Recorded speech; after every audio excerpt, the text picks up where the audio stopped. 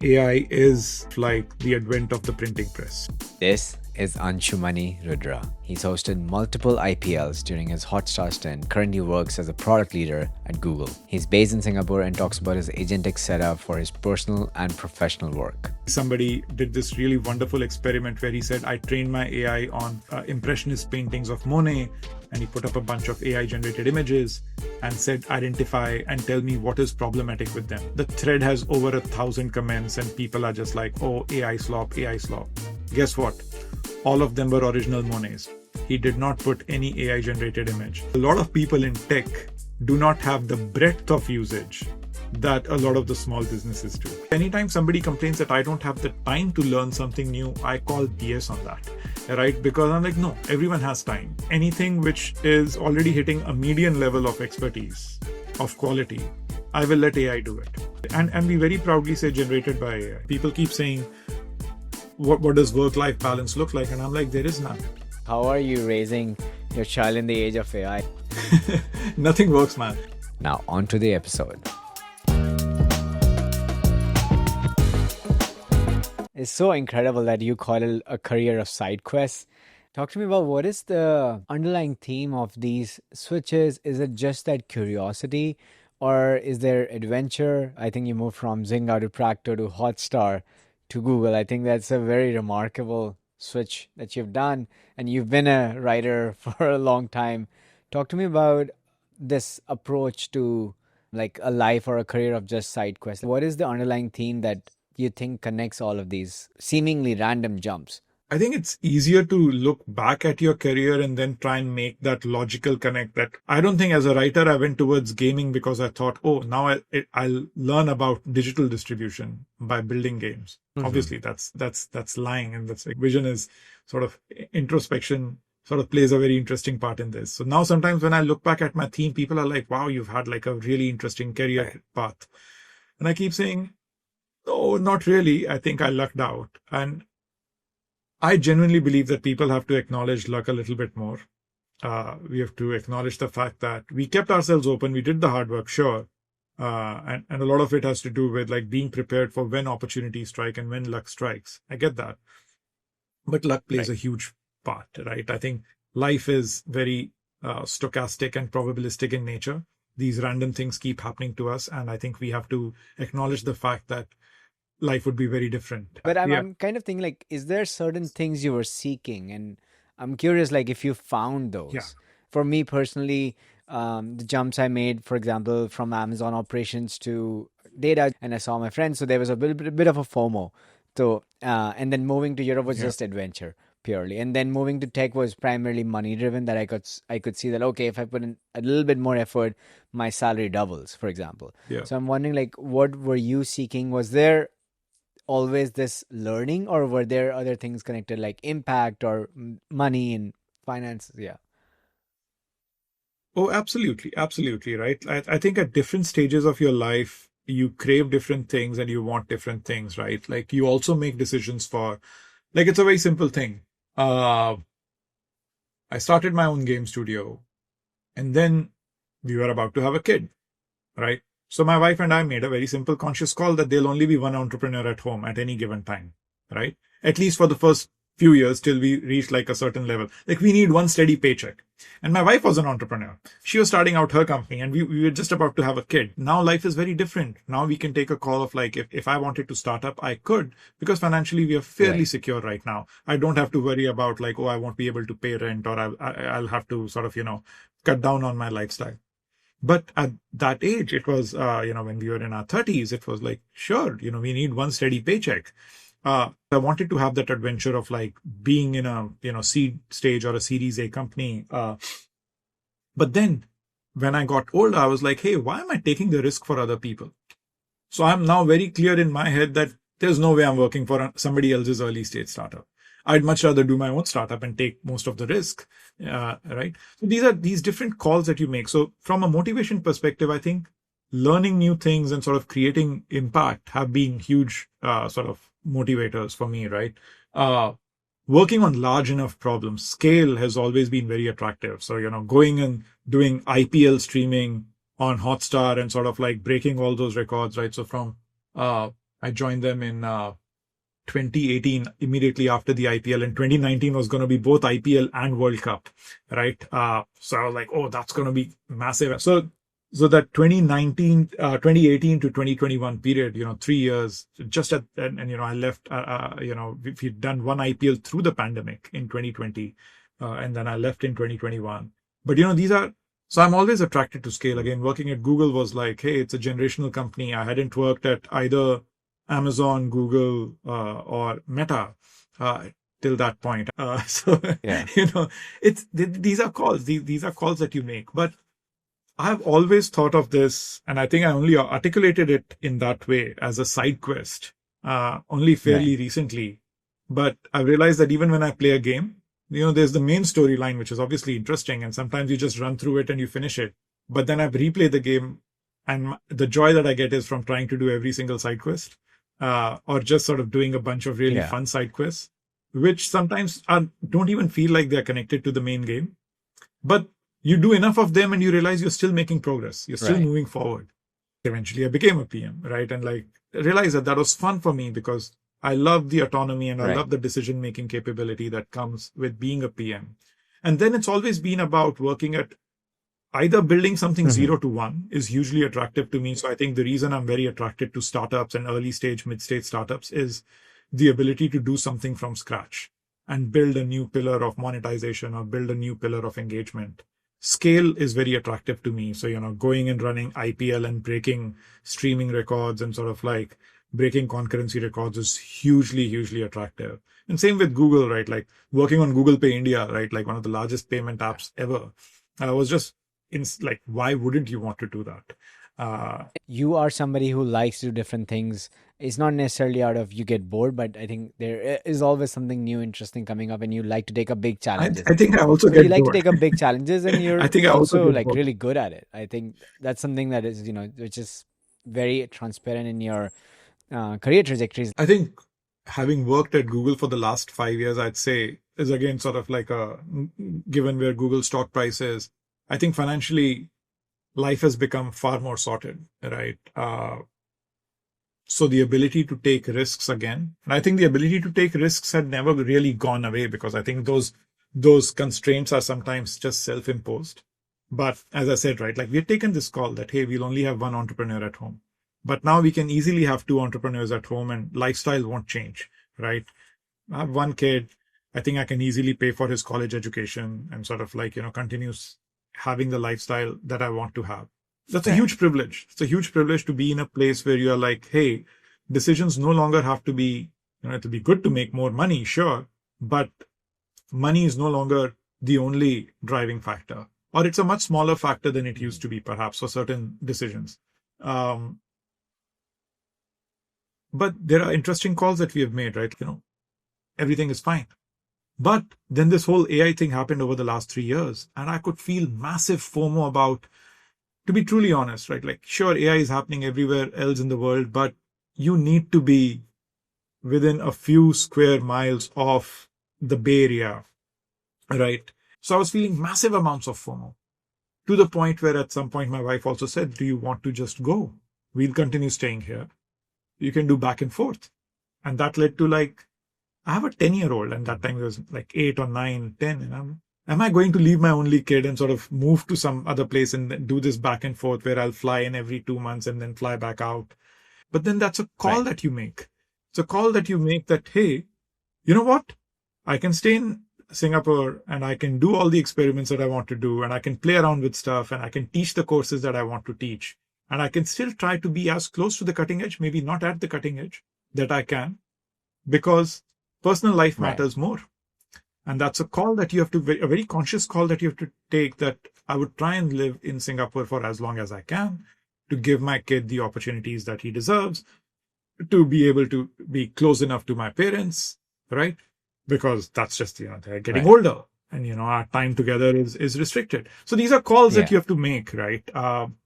But going forward for me, I think I like working.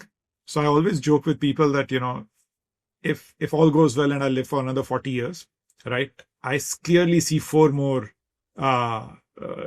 careers in front of me. So at least bunch of side quests, but at least four very clearly well-defined careers. I don't know what they're going to be, but I've had four so far. I'll probably have four more in the years to come. I'm leaving everything open, and I sort of follow my whatever sort of, you were saying earlier. I do get bored easily, but I think I have the ability to sort of persist with a problem for a long enough period of time. I call these bracketed Right. problems, right? Like if you can define a clear beginning and an end, and you can say, I'm going to spend 2 years or 3 years doing this and take it from this place to this Yeah. place. And every 6 months, I'm going to see if I'm hitting the milestones or not. And be sort of intellectually honest with myself. If this is a failure, I'm failing at this, and if there's no way of turning this around, I should have the ability to call Right. it quits. I think a lot of people don't have the ability to say, this is messed up. This is not really working. No amount of just powering through it is going to get it done. So time to quit. So I think I've been good with thinking of my life in terms of these bracketed problems, which usually span a few years. And I think that's the way I think about it. What are your metrics like? Like, what is a successful 1 year period? Could you share that? Like, how do you measure that? That's something that I struggle with personally. Is like again, we are living in a bubble, and the goalposts can keep moving. But how do you go about Yeah. defining those? I think at work it's easier because then you start off with very clear sort of KPIs in your head, right? Like, hey, if you're building a new product, then you want it to be in the Right. hands of people, and you want to see sort of um, what its usage would be like. Does it really solve a problem? What metrics does it move? But in this particular case, this product is about actually figuring out a way of working. How do we use AI to build products, right? So the success actually would come from the fact that, hey, we've built something brand new, right? Using completely new workflows, blurring the lines between product design and engineering, and sort of how Mm. that works, right? So the success actually will come from building out these new workflows, and then, doing sort of a roadshow and taking it and sort of sharing it with other people within Google. Outside of Google, I always sort of tend to think about, different aspects, and I genuinely love teaching. So the Maven courses in my head are very clear that, hey, there are things that I'm learning at work, and there are things that I'm learning on my own. And, to complete that loop, as sort of Richard Feynman's method of like sort of learn something, become proficient at it, teach it. And if you're able to successfully teach it, that is when you know that Right. you've truly learned it, right? So for me, teaching is a very core component of being an operator. So being an operator teacher is sort of the way that I've always thought of myself. Whether it is at work or outside, I only know that the loop is complete when I've taught it successfully to someone, and they come back and say, yes, we were able to apply this, and it made life better for us, or it actually solved our problems. So that's how I measure the success of that. That at the end of that 1 year, it should feel like, hey, I've created a good corpus of course material, taught it successfully to people, and that people are finding utility in it. Right. Makes sense. And yeah, I think teaching, yeah, I'm a big fan of Richard Feynman too. And I think it's really hard to explain. And I think you have a kid now, you have had to do that a lot, is like explain to them. And that's when you realize you actually Mm. don't know a lot of stuff and you need to figure it out instead of just trying to cover it up like you might do in work. But Well, yeah. you have to really be, honest with yourself. Which is something that I look forward to, and something I see in you a lot is you're able to balance, like you have a very wonderful relationship with your wife, with your kids. You're hyper successful in your career, you're valuing teaching, and then you're working on your physical health. um I think you're in incredible shape for a 40 plus year old.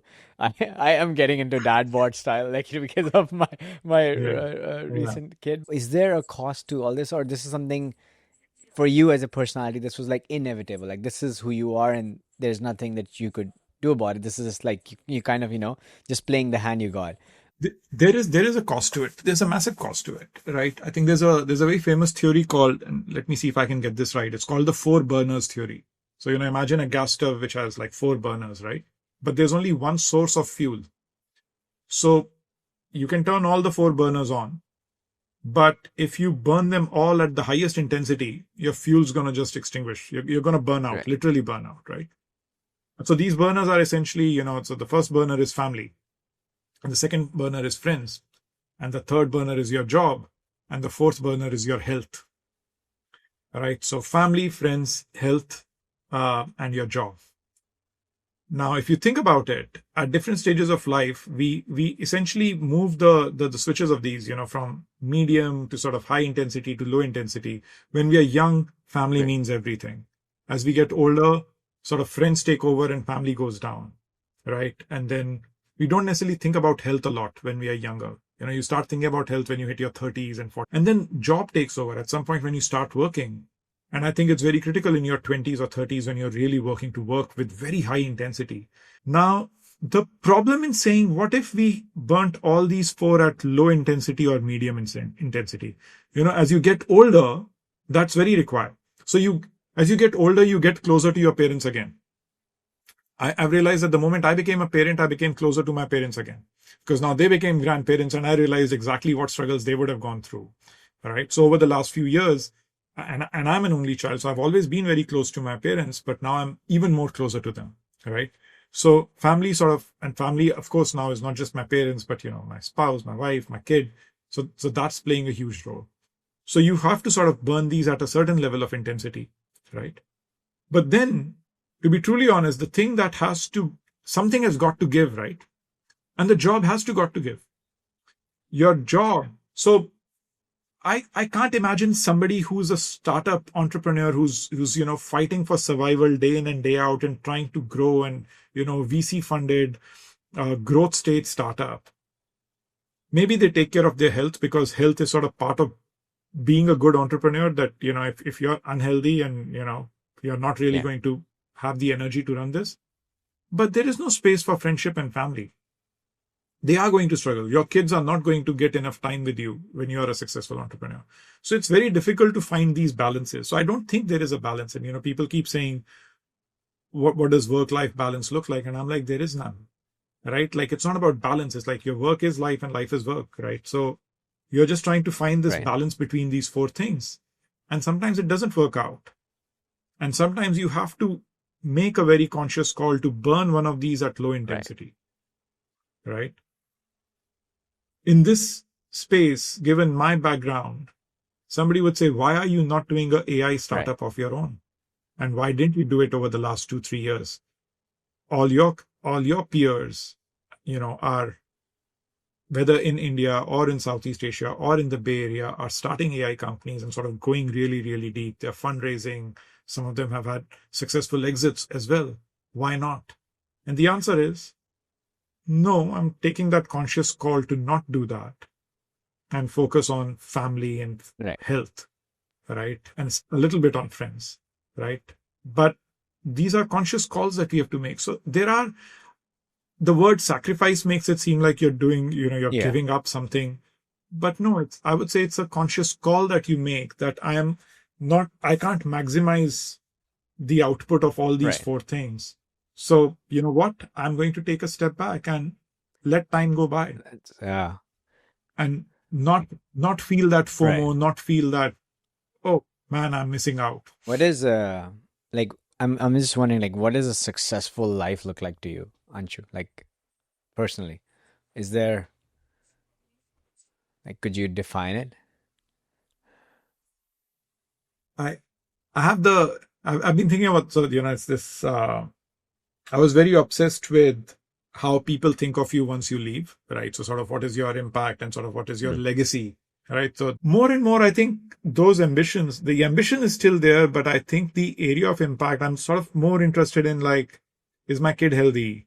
Does he have a good life, right? And does he end up becoming a good human being? But in terms of work, etc., I always feel like when you're gone, right? So might as well have fun. And fun sometimes sort of gets corrupted as a word, but have your satisfaction and sort of do things which cater to your intellectual curiosity, cater to your sort of creativity, build stuff, right? So for me, I started this year by sort of saying, I'm going to do 3 things. I love building stuff, so I'll continue building stuff. I love teaching, so I'm going to teach. And I love writing, so I'm going to write. So build, teach, write. And I said, these 3 themes, thematically, as long as I'm doing something, and they are very interconnected for me, right? Because sometimes if I have to build, I have to write. Or if I have to teach, Right. I have to write. So even though I'm not directly writing fiction anymore, but I am writing a whole bunch of essays and nonfiction and, thinking about what I'm doing. So build and teach are sort of taking care of that writing bit. At some point, I think writing has to sort of stand out on its own, especially when I get back to fiction. But I think thematically, I think it'll be a life Yeah. well lived if I build interesting things, I teach, and if I write. And this is me just saying this The now in scorecard so far looks 2026. pretty good, I right? Like as you said, I think all of the things are Yeah, checking out, and so I'm saying that yeah, yeah, it's also a great feeling, and that you're there already. It's not like you want to stop, but it's actually checking out. It's not like some A direction you wanted to go, and you feel like, okay, sometime in life I will switch to B, and that leads to a lot of frustration in people. Is like, oh, I don't think I'm there yeah. yet, and they're doing they're not happy where they are because they feel that their destination is somewhere else. This is super interesting. And what this last question is, what is your takeaway on, what is your thoughts on impact and service, and what do you, because you seem to be somebody who's like trying to influence a lot of people, and your coaching and your courses are helping a lot of people. What does impact feel like to you? Is it, I think when you said at the product level, you were saying it's more around how many people use it, can I get in front of a lot of people? How would you define it at a personal level? I think at personal level, there are two ways of thinking about it, right? One is if you have resources, can you give those resources to other people? And I think in my head, that has always been the easier end of the equation, which is I have money, let me just give money to people, right, who don't have it, right? I think the other aspect of it is, are there skills that I can impart which have a more material impact on people's lives? Uh, and I think that's where things like volunteering, things like being able to tell people or teach people specific skills which would turn their lives around, I think is more meaningful, right? So I try and do that. I think it's still limited. I wish I could do more of that. But that's definitely the first part, as I said, is easy. When you have Right. resources, giving resources is easy. Uh, but doing the second part is more difficult. I do that with teaching, but then of course I realize that I'm also teaching fairly privileged people. But Interesting. yeah, let's see. There's Yeah. part of my like I want to live. I have 99 lives I and I want to know. live all of them. And like how are you I'm also personally curious, like how are you raising your child in the age of AI as a parent? Like what differences you have to make in Yeah. choices, and is there something that you've found like work incredibly well in your case? Nothing works, man. The thing is, okay. Let's take a step back. You have to set boundaries. You have to set sort of. It's very difficult to keep children away from technology, right? Because schools are like, no, we need to give laptops to these kids, or all these kids will have to have a certain access, and we want them to use AI to solve this particular problem. And I work in AI, so it's almost like it's a weird thing for me to tell my kid that, hey, you Right. can't use AI, or you should not learn AI, and you should not learn all these things. So I'm an out and out geek, and that influence is very clear on my kid. He loves playing video games. He loves watching anime, and he loves technology, and he's building his robots and everything else. And this summer he wants to sort of like use AI to like learn a whole bunch of things. All great, right? But the one thing that we have is we have a very clear sense of like, these are your chores. Until these are done, you don't get screen time, and screen time, when it's given, it's going to be limited, right? So I think the only thing that I think works well is excess of everything can be bad, right? So just sort of make sure that kids don't fall into the trap of excesses. However, having said that, excess is very, very critical when you want to build depth in something, right? So you never know what your kid is going to truly excel at. So I think you have to give them a whole bunch of Right. breadth, allow them to discover. So I think range is important. So I fundamentally believe that uh, giving a wide variety of things to your children to do, exposing them to as many different things as possible, I think is the right thing.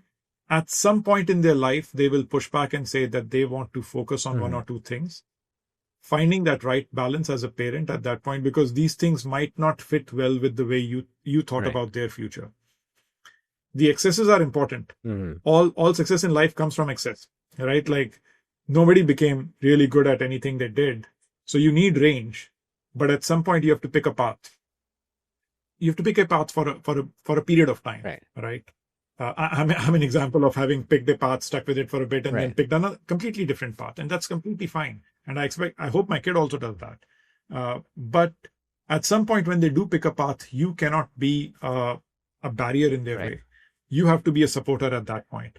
Now, at what age does that happen? Does it happen at 10 or 12 or 14, or does it happen at 6?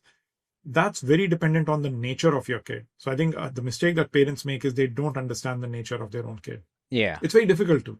It's very difficult to know where motivation is coming from. Sometimes motivation is very temporary, sometimes it's very Right. permanent. So I think that's the struggle. Right. That's the struggle. So range before, so it's sort of the accordion view of things, right? Expand Right. and then contract and then Also pick like up. self-awareness. Now, this was super interesting conversation, Anshu. I'll try to see if I can summarize some of the things that we spoke about. I think we talked about a breadth of things. We spoke about AI being once in a life multiplier. We spoke about how AI can be used and is used in small businesses in kind of the breadth and the depth pieces. And we spoke about how people not working technically with AI can start using AI just by being curious and really adopting that children's mindset of exploring things. We spoke about your workflows professionally and personally on kind of how does it differentiate between what you have at work and you kind of like just like supervising a lot of the stuff that AI is doing, but AI is doing the actual work, and you're kind of understanding that what your core functionality in the job is and kind of honing in on those rather than trying to distribute document writing updates and attending meetings. We spoke about your career of side quests, which was very, very fascinating to me. Then we got into kind of the personal stuff here, and we tried to figure out what has been the motivation of all the career switches, what does impact look like, and lastly we spoke about how to raise kids in the age of AI. And this was very incredible conversation. I have a bunch of notes. I think I'll have to go back to it a lot in life and figure out things. And I hope we stay in touch. Anshu, where can people find you? Where can people connect with you?